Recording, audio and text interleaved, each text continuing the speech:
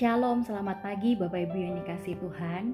Mari kita akan sama-sama merenungkan firman Tuhan hari ini. Saya mengajak setiap kita boleh satu di dalam doa. Bapa yang ada di dalam surga, kami sungguh bersyukur dan bersuka cita untuk kesempatan yang Engkau boleh berikan pada hari ini. Kami juga bersyukur untuk hari baru yang Tuhan boleh berikan buat setiap kami. Kami saat ini siap untuk boleh merenungkan dan mendengarkan firman Tuhan. Karena itu kami memohon biarlah Engkau Allah sendiri yang boleh bekerja pada setiap diri kami masing-masing dimanapun kami berada. Agar hati kami yang boleh mendengarkan firman-Mu ini boleh menjadi hati yang terbuka dan kami siap untuk boleh menghidupi firman-Mu dalam hidup kami. Tuhan berbicaralah kepada kami secara pribadi. Kami serahkan waktu perenungan ini ke dalam tangan Tuhan saja. Di dalam nama Tuhan Yesus kami berdoa. Amin. Hari ini kita akan sama-sama membaca bagian firman Tuhan dari Yesaya 2 ayat yang ke-6 hingga ayat yang ke-22. Tetapi saya tidak akan membacakan secara keseluruhan bagian firman Tuhan ini. Saya akan memulai dari ayat yang ke-6.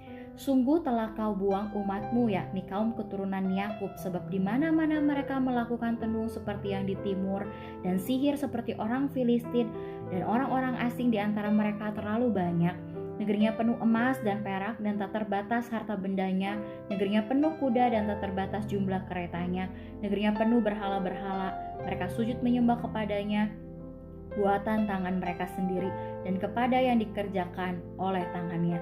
Maka manusia ditundukkan dan orang direndahkan, janganlah ampuni mereka. Ayat yang ke-11, manusia yang sombong akan direndahkan dan orang yang angkuh akan ditundukkan. Dan hanya Tuhan sajalah yang maha tinggi pada hari itu. Sebab Tuhan semesta alam menetapkan suatu hari untuk menghukum semua yang congkak dan angkuh, serta menghukum semua yang meninggikan diri supaya direndahkan. Ayat 17, manusia yang sombong akan ditundukkan dan orang yang angkuh akan direndahkan. Hanya Tuhan sajalah yang maha tinggi pada hari itu. Ayat 22, jangan berharap kepada manusia, sebab ia tidak lebih daripada embusan nafas, dan sebagai apakah ia dapat dianggap. Sedemikian jauh pembacaan firman Tuhan pada hari ini. Berbahagialah Bapak Ibu Saudara sekalian yang setiap hari punya waktu untuk bisa merenungkan firman Tuhan dan juga melakukannya hari lepas hari. Ada orang yang berpendapat, lihat dahulu baru percaya. Apakah Bapak Ibu Saudara sekalian sependapat dengan pendapat ini? Lihat dahulu baru saya percaya. Orang-orang perlu melihat bukti ataupun fakta-fakta yang boleh dia alami secara pribadi sebelum akhirnya dia menaruhkan sebuah kepercayaan kepada orang tersebut. Kepercayaan mereka memang didasarkan pada sebuah fakta atau bukti bagaimana orang tersebut, entah dalam mengerjakan suatu pekerjaan, dalam mengerjakan tanggung jawab, ataupun menjaga rahasia dan lain sebagainya. Ya, dalam hal-hal tertentu pendapat ini benar Bapak Ibu yang dikasihi Tuhan. Seorang atasan pasti akan melihat bagaimana cara bekerja ataupun etos bekerja daripada bawahan atau pegawainya. Seorang atasan akan melihat bagaimana bawahannya tersebut bekerja hari lepas hari ketika diberikan sebuah tanggung jawab. Bahkan seorang penyidik pun Bapak Ibu yang dikasihi Tuhan, mereka akan mengumpulkan bukti-bukti yang akurat sebelum akhirnya mereka mengambil satu keputusan dalam menetapkan siapa tersangka dalam sebuah kasus kejahatan yang mereka sedang periksa ataupun sedang mereka selidiki. Namun pendapat tentang lihat dahulu baru percaya ini tidak bisa diterapkan dalam semua hal, bukan? Karena pada dasarnya ada banyak hal yang tidak dapat kita lihat tetapi tetap bisa kita percayai keberadaannya. Saya ulangi sekali lagi, karena ada banyak hal yang tidak dapat kita lihat tetapi kita bisa tetap mempercayai keberadaannya. Seperti halnya keberadaan dari Gunung Bromo misalnya. Mungkin ada di antara kita yang mungkin belum pernah pergi ke Gunung Bromo atau melihat secara langsung. Tetapi kita percaya bukan bahwa Gunung Bromo itu ada di Indonesia dan terletak di daerah Jawa Timur. Atau mungkin kita yang percaya tentang keberadaan Gunung Everest ataupun Menara Pisa dan lain sebagainya. Kita mungkin belum pernah berada di sana untuk melihat secara langsung, tetapi kita percaya bukan bahwasannya hal-hal tersebut ada di dunia ini. Ya, Bapak Ibu yang dikasihi Tuhan, kalau saja dalam kehidupan hari lepas hari seperti itu yang dijalani, maka hal ini juga berkaitan dalam kehidupan beriman. Bahwasannya dalam kehidupan beriman ada sebagian orang yang selalu minta bukti dan mereka akhirnya bisa percaya sama Tuhan. Kalau nggak ada bukti yang masuk akal buat dirinya, maka orang tersebut akan berkata stop, nanti dulu deh saya percaya sama Tuhan, nanti dulu deh saya percaya sama Tuhannya. Sungguh ironis bukan Bapak Ibu yang dikasihi Tuhan? Dan hal ini juga terjadi ketika kita mengenal sebuah kisah Thomas yang sudah mengikut Tuhan selama beberapa waktu. Ketika Tuhan bangkit, orang-orang mengatakan hal tersebut kepadanya, tetapi dia tidak percaya dan dia berkata, membuat satu pernyataan, saya harus mencucukkan diri tangan saya terlebih dahulu sehingga saya akan percaya bahwa Tuhan Yesus itu benar-benar bangkit. Dan hal ini berbanding terbalik dengan kehidupan bangsa Israel, khususnya kerajaan Yehuda dalam bagian Yesaya ini. Kita bisa melihat bahwasannya umat Tuhan itu sudah melihat banyak sekali bukti bahwasannya Allah itu berkuasa, bahwasannya Allah itu hebat dan dahsyat. Tetapi lagi-lagi umat yang dikasihi Tuhan ini jatuh kepada satu hal, yaitu apa Bapak Ibu yang dikasihi Tuhan? Mereka tidak menyembah Tuhan Allah yang seharusnya disembah. Mereka malah menyembah berhala-berhala. Mereka malah menyandarkan diri mereka kepada apa? Kekuatan militer yang mereka miliki, kepada apa? Kepada kekayaan yang mereka miliki secara materi. Dikatakan di dalam bagian firman Tuhan ini mereka punya banyak kuda, mereka punya banyak emas, mereka punya banyak perak yang jumlahnya itu enggak terbatas. Dan mereka membuat berhala-berhala dengan tangannya mereka sendiri dan mereka sujud menyembah kepada hal tersebut. Bayangkan Bapak Ibu yang dikasihi Tuhan, begitu banyak bukti Allah memenangkan peperangan dengan bangsa-bangsa yang lain, tetapi mereka terus-menerus bisa jatuh kepada kesalahan yang sama, di mana mereka menyembah Allah yang lain. Mereka menyandarkan diri, mereka menyandarkan kekuatan mereka kepada hal-hal seperti materi dan kekuasaan yang semu. Karena itu Yesaya dalam bagian firman Tuhan ini menubuatkan tentang hukuman yang akan datang bagi umat Tuhan ini. Dan Yesaya mau menyadarkan bangsa Yehuda ini bahwasannya mereka perlu disadarkan pada fakta bahwa tidak ada satupun tempat persandaran sejati selain daripada Tuhan. Dan firman Tuhan ini juga mau mengingatkan kepada setiap kita hal yang sama, bahwasannya tidak ada tempat persandaran sejati di luar daripada Tuhan atau selain daripada Tuhan itu sendiri. Karena hanya Tuhan sajalah yang menjadi tempat persandaran kita. Yesaya mendaftarkan dalam bagian ini beberapa pengganti bangsa-bangsa ini, bangsa Yehuda khususnya, ketika mereka lebih mempercayai agama timur, sihir, kekayaan materi, kekuatan militer, berhala-berhala, kemajuan teknologi mereka. Dan sikap dari tindakan umat Tuhan ini, itulah yang telah membuat diri mereka ada pada satu posisi, mereka mendewakan diri mereka sendiri. Mereka bersandar pada kekuatan diri mereka sendiri. Dan kalau kita melihat hal ini seperti mengulang sebuah dosa yang pertama dilakukan oleh Adam dan Hawa. Mereka mau menjadi Tuhan atas diri mereka sendiri. Mereka merasa diri mereka maha tahu. Mereka bisa menjadi Allah yang bisa melihat dan dengan melihat segala sesuatu yang tidak terbatas tersebut. Karena itu Tuhan marah kepada umatnya. Tuhan kecewa terhadap umatnya.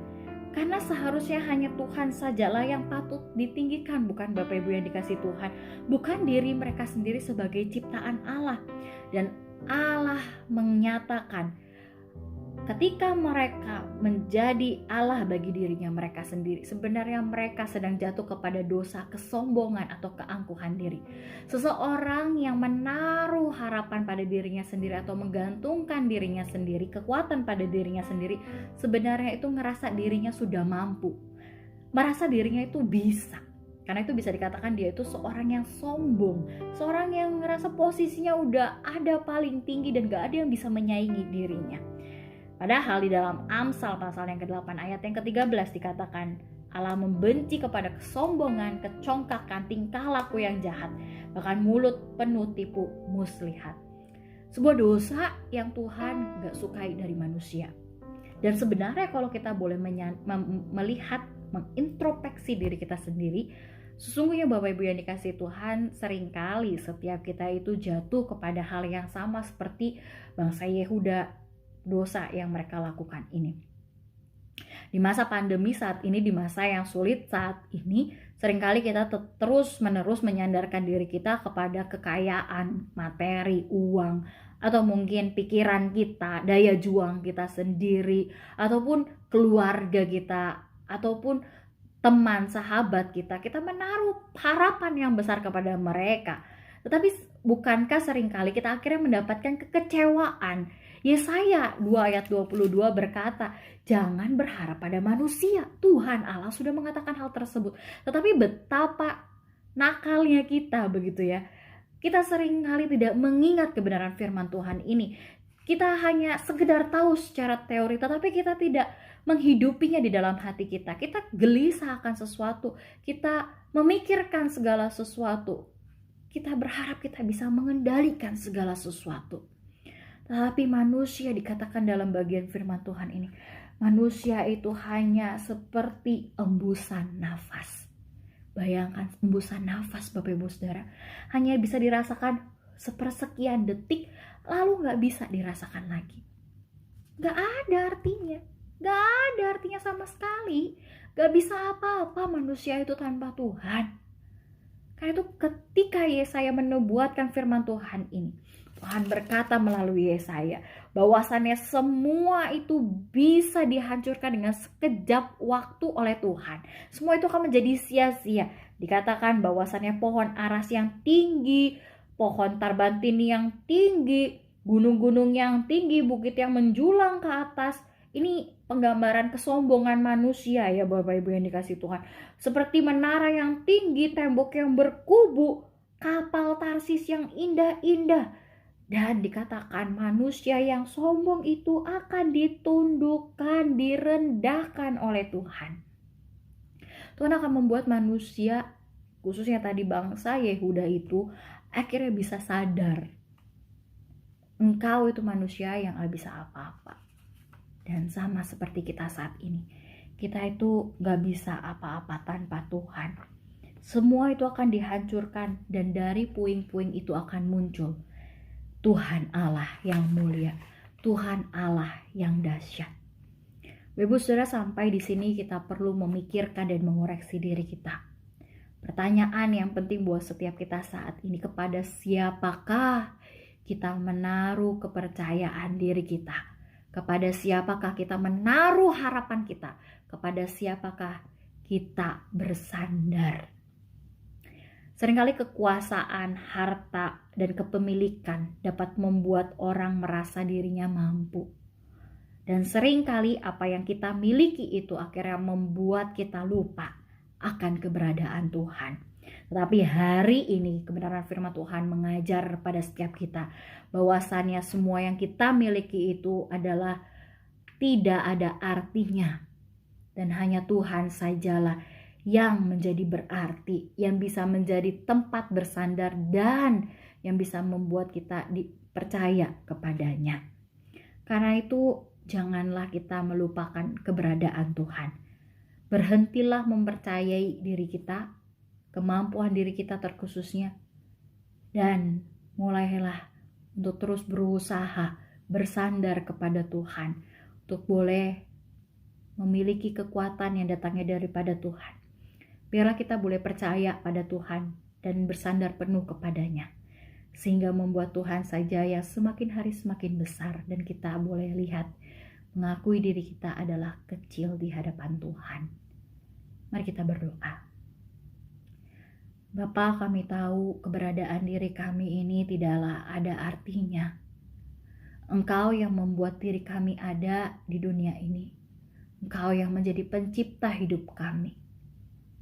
Ampuni kami Tuhan kalau seringkali kami melupakan keberadaan Tuhan. Ampunilah kami kalau kami seringkali tidak percaya pada Tuhan. Ampunilah kami kalau kami sering menggantikan posisi Tuhan dengan materi, dengan kekuasaan, dengan kekuatan diri kami. Ampunilah kami ya Tuhan kalau kami sering menjadi Tuhan atas diri kami sendiri. Ampunilah kami kalau kami menyembah diri kami sendiri. Ampunilah kami kalau kami menyembah materi yang kami miliki. Tuhan, hari ini kami mau belajar melepaskan hal tersebut yang bisa dihancurkan daripada Tuhan. Dan kami mau berlari kepada Tuhan, kami mau belajar bersandar kepada Tuhan. Kami mau memegang penuh kekuatan daripada Tuhan. Kami mau percaya dengan sungguh akan keberadaan Tuhan. Engkau Allah yang boleh menghalau segala permasalahan. Engkau Allah yang boleh menjadi tempat perlindungan dan tempat persandaran kami. Engkau adalah gunung batu kami, Tuhan. Kami serahkan hidup kami dengan segala pergumulan kami kepadamu. Kami mau mempercayai Engkau sepenuh hati kami, Tuhan. Ajarlah kami untuk bisa punya pengalaman bersama dengan Tuhan. Ajarlah kami agar kami bisa punya pengalaman berjalan bersama dengan Tuhan. Ini doa kami, Tuhan. Kami serahkan hari kami ke dalam tangan-Mu. Di dalam nama Tuhan Yesus kami berdoa. Amin. Selamat menjalani hari bersama dengan Tuhan. Terus bersandar kepada Tuhan. Tuhan Allah beserta kita. Tuhan Yesus berkati.